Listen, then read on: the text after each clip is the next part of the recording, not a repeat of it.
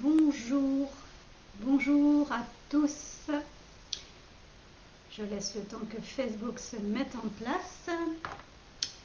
Je m'installe également et je garde mes notes pas trop loin pour ne rien oublier de vous dire sur ce live.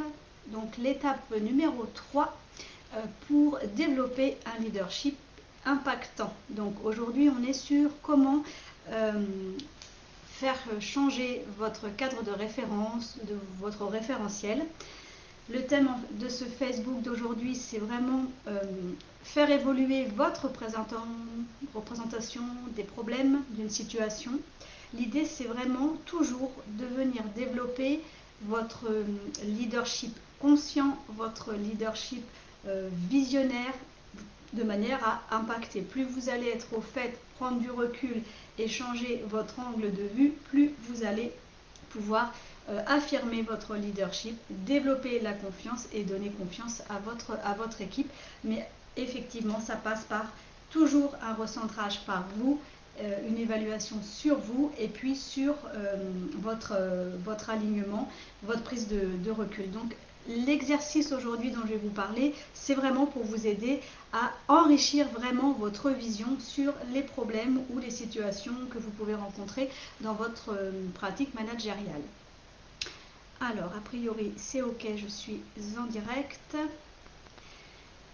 Donc, l'objectif de cette troisième étape, donc elles se suivent, c'est vraiment de pouvoir vous amener à prendre conscience que pour développer la confiance et pouvoir être un leader, il faut que vous puissiez être au clair avec vous et votre pratique managériale et votre façon de gérer votre équipe et puis vous-même. Mais ça, j'en ai déjà parlé.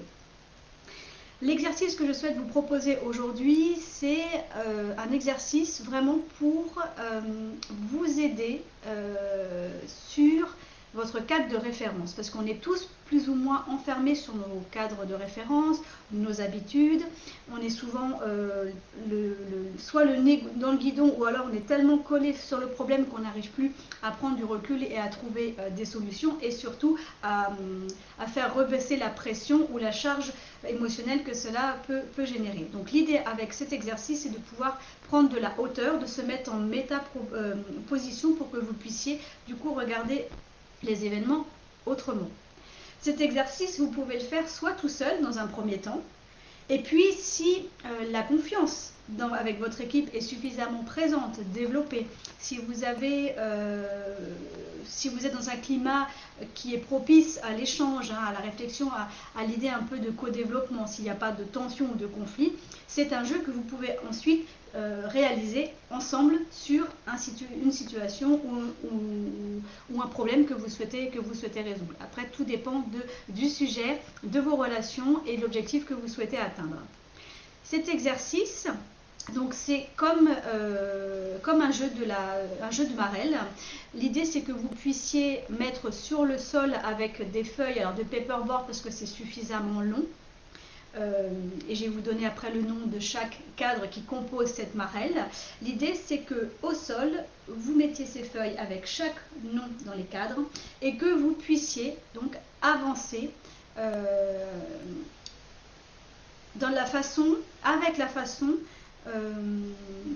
dont vous avez de poser le problème sur chaque case en utilisant autant que possible du coup votre cadre de référence. L'idée, c'est que vous grimpez ce cadre vraiment en restant le plus possible en réponse au nom du cadre qui est présent.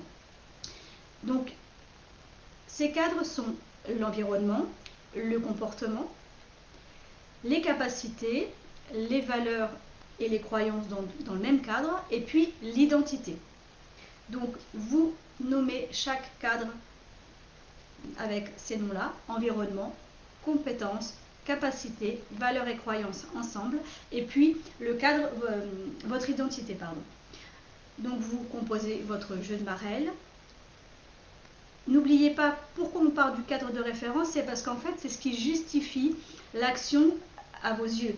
Le cadre de référence, c'est avec quel filtre, avec quelle jumelle vous vous commencez à regarder une situation. Et ça va vraiment vous aider à prendre de la hauteur. Donc l'idée, c'est que vous puissiez, en gravissant chaque cadre de cette marelle, expliquer donc l'environnement en fonction de la situation que vous souhaitez, sur laquelle vous souhaitez prendre du recul, à partir des compétences, des capacités, de vos valeurs et de croyances qui viennent peut-être un petit peu fausser votre discernement, hein, d'où l'intérêt de prendre du recul, et après vous qui vous êtes avec voilà, votre façon de faire, de manager, et où est-ce que vous êtes avec votre confiance en vous. Si jamais vous êtes à plusieurs, effectivement, chacun se déplace du bas vers le haut et présente la même situation en gravissant les mêmes étapes de la marelle. Et ce qui va être intéressant, c'est que si vous êtes plusieurs et que vous souhaitez résoudre la même situation, vous allez vous apercevoir qu'en gravissant ce jeu de marelle, pour la même situation, vous n'allez pas en avoir la même interprétation, les mêmes ressentis, la même traduction, la même lecture. Et du coup, vous allez voir que ça va venir mobiliser aussi d'autres points de vue, d'autres façons aussi, d'autres angles de vue de regarder la situation.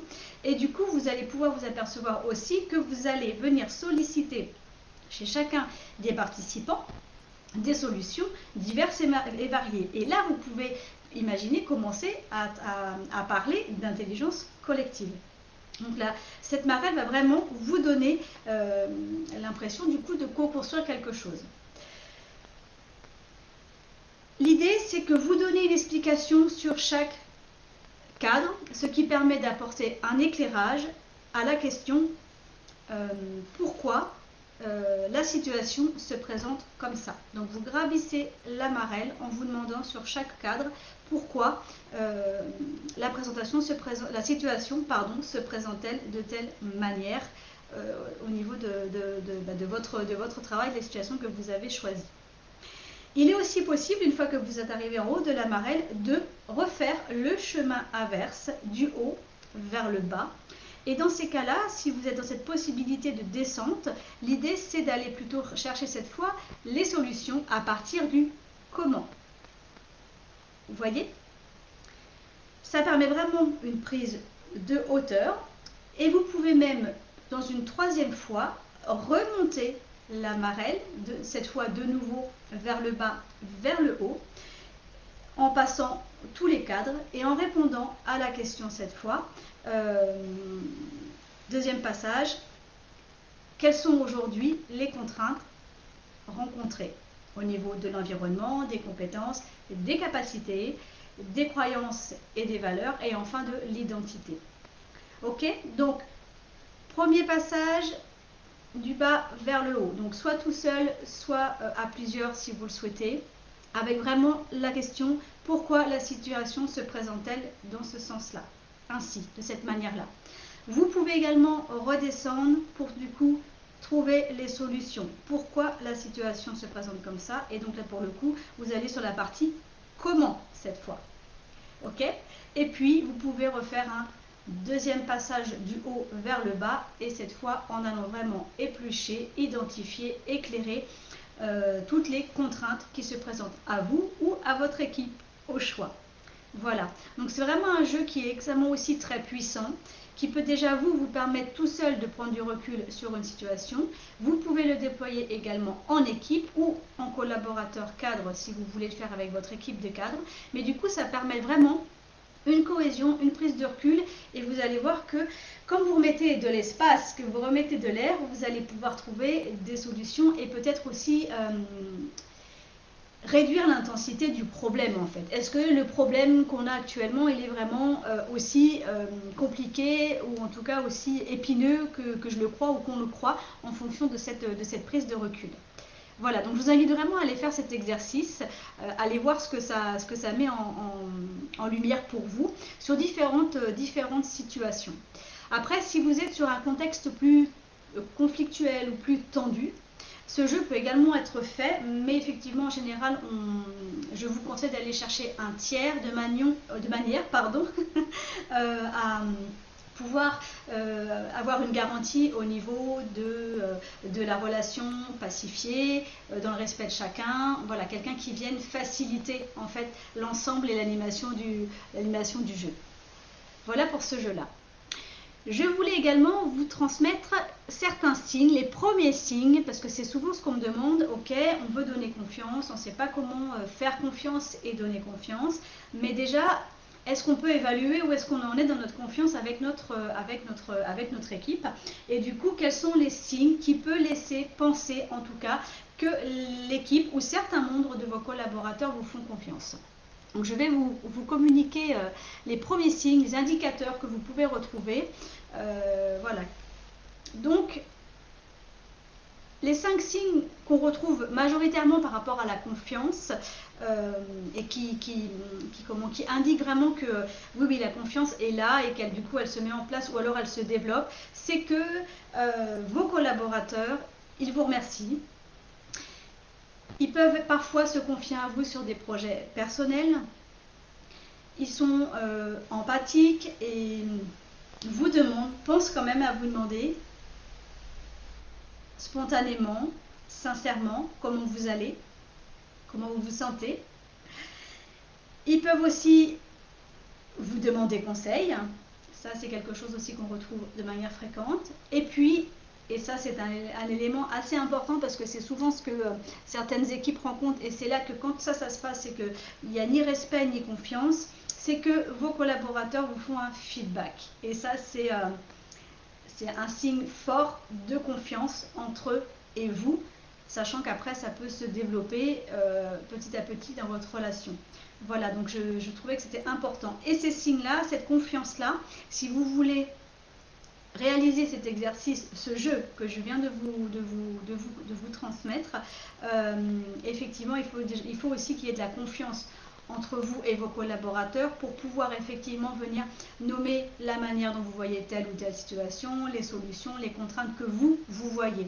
Et bien sûr, l'idée c'est d'être ni dans le jugement ni dans les points de vue, c'est vraiment d'aller la manière la plus spontanée, dire comment vous voyez les choses, cette situation, même si on a tous nos filtres et notre cadre de référence. Ce jeu-là va vous amener à changer du coup votre cadre de référence, voire peut-être après votre référentiel, peut-être que vous avez des croyances qui sont venues enfermer certains points de vue ou certains préjugés, mais ça c'est ok, c'est humain, ça arrive à tout le monde.